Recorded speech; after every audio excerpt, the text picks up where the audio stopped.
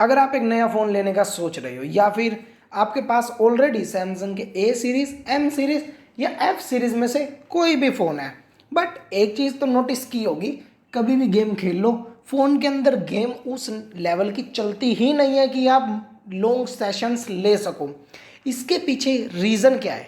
एक तो सैमसंग कभी भी अपने फ़ोन के अंदर इतना हैवी प्रोसेसर दे ही नहीं रहा। मिड रेंज और हाई मिड रेंज की बात कर रहा हूँ।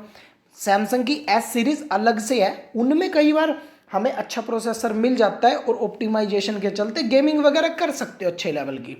बट इन तीनों सीरीज़ के अंदर क्या गड़बड़ है कि सैमसंग ऐसा प्रोवाइड नहीं करवा रहा। इवन प्राइस भी फ़ोन्स का 40,000 तक जा रहा है, फिर भी हमें गेमिंग फ़ोन्स देखने के लिए नहीं मिल रहे। जहाँ बात करें दूसरी कंपनीज की, 30,000 में भी 1 मिलियन के ऊपर रो स्कोर दे देते हैं फ़ोन के प्रोसेसर, और सैमसंग यहाँ पे मिनिमल प्रोसेसर दे रहा है। तो इसके पीछे रीज़न क्या है? अब क्या सैमसंग ही नहीं चाहता कि आप उनके फ़ोन्स के अंदर गेमिंग कर पाओ? इसके पीछे मल्टीपल रीजंस हो सकते हैं, कुछ मैं आपको बताने की कोशिश करता हूँ। सबसे पहले एक चीज़ नोटिस करना, जब भी सैमसंग को रिमेंबर करते हो क्या ध्यान में आता है? गेमिंग ध्यान में आएगी या नंबर ऑफ फीचर्स और लॉन्ग लाइफ फ़ोन दिमाग में आएंगे? सेकंड ऑप्शन है ना। तो इसीलिए सैमसंग ने हमेशा खुद को इस तरीके से टारगेट किया है कि हम नंबर ऑफ फीचर्स देंगे, एक्सपीरियंस देंगे आपको और लॉन्ग लाइफ फ़ोन देंगे। और इसी के चलते सैमसंग का one UI one of the best market में बन चुका है, और वो ना लोगों को इतना पसंद आ रहा है कि स्पेशल उसके लिए अपना डिसीजन चेंज करके सैमसंग का फ़ोन ले रहे हैं लोग। सैमसंग का एआई इतना ज़्यादा एडवांस है और फीचर्स गुड लुक के अंदर इतने बढ़िया हमें देखने के लिए मिल रहे हैं कि स्टैंड ही उसी के लिए कर रहा है।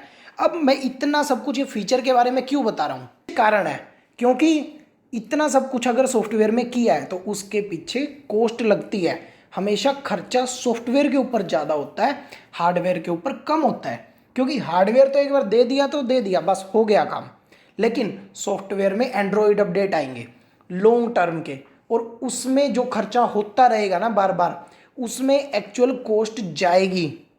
और इसीलिए अपने आसपास भी देखना, लोग सैमसंग के पुराने पुराने 4-5 साल पुराने फ़ोन यूज़ करते रहते हैं, और किसी कंपनी के कभी फ़ोन देखे हैं इतने पुराने यूज़ कर रहे हैं लोग? बहुत कम होता है, क्योंकि एक्चुअली में सैमसंग के फ़ोन चलते हैं लॉन्ग लाइफ। सैमसंग अपनी मिड रेंज और हाई मिड रेंज सीरीज़ को प्रेजेंट ही इस तरीके से कर रहा है कि वो एक लॉन्ग लाइफ फ़ोन है, ऑप्टिमाइज फ़ोन है, नंबर ऑफ फीचर्स और एआई फीचर्स आपको ज़्यादा मिलेंगे। गेमिंग इतनी उनकी प्रायोरिटी ही नहीं है, वो रखना ही नहीं चाह रहे प्रायोरिटी। और सबसे बड़ी वजह तो ये है, कितना ही अच्छा गेमिंग फ़ोन बना लो बट 6 महीने 1 साल में वो पुराना हो ही जाएगा। गेमिंग में कभी भी एक phone most of the time के लिए नंबर 1 नहीं रह सकता, ये एक सच है। क्योंकि अभी के टाइम में गेम्स में इतनी एनिमेशन, इतने अपडेट्स आ रहे हैं, गेम भारी इतनी हो गई है ना कि उसको एक नया प्रोसेसर 6 महीने 1 साल बाद चाहिए होता है। और उस चीज़ को अगर ऑप्टिमाइज़ करने जाएंगे, हर साल ऑप्टिमाइज़ करेंगे, उसमें बहुत खर्चा होता है। और गेमिंग के लिए स्पेशली अलग से फ़ोन डिज़ाइन करे जाते हैं, और यही एक वजह है, कई बार देखा होगा कई कंपनीज में ना अलग से कंपनी ऐड करती है कि ये हमारा पावरफुल गेमिंग फ़ोन है, सिर्फ गेमिंग के लिए है। आईक्यू के काफ़ी सारे डिवाइसेस इसी चीज़ को टारगेट करते हैं। अब क्या वो गलत है या सैमसंग सही है, या सैमसंग गलत है वो लोग सही है? तो देखो, दोनों अपनी जगह बिल्कुल सही है, क्योंकि हर एक फ़ोन अलग यूज़र को टारगेट करके बनाया जाता है। तो सैमसंग टारगेट ही नहीं कर रहा गेमिंग को, बट आईक्यू कर रहा है। ये ना use case to use case vary करती हैं चीज़ें। तो हमेशा हमें कभी भी ब्रांड के पीछे नहीं जाना कि हमें इस कंपनी का फ़ोन लेना है, उसका लेना है, कभी नहीं। हमें ये देखना है हमारा यूज़ केस क्या है। क्या हमें ज़्यादा अच्छा कैमरा चाहिए? क्या नंबर ऑफ़ फीचर्स ज़्यादा चाहिए? क्या मैं एक फ़ोन को 4-5 साल तक चलाना चाहता हूँ, लंबे एंड्रॉयड अपडेट चाहता हूँ, या फिर मुझे गेमिंग करनी है, एक हैवी प्रोसेसर चाहिए?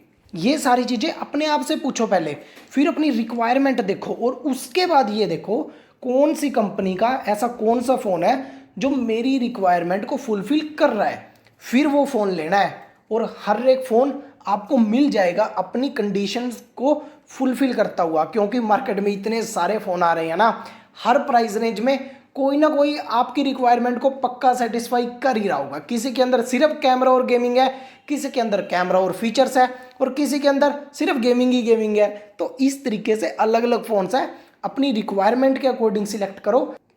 तो मैंने आपको रीज़न समझाने की कोशिश की है। अगर फिर भी कोई डाउट या क्वेश्चन रहता है तो कमेंट सेक्शन में लिख दो, आंसर वहीं पे मिल जाएंगे। और ऐसी डिटेल्ड वीडियो देखनी है तो चैनल को सब्सक्राइब कर लेना, और मैं आपसे मिलता हूँ नेक्स्ट वीडियो में।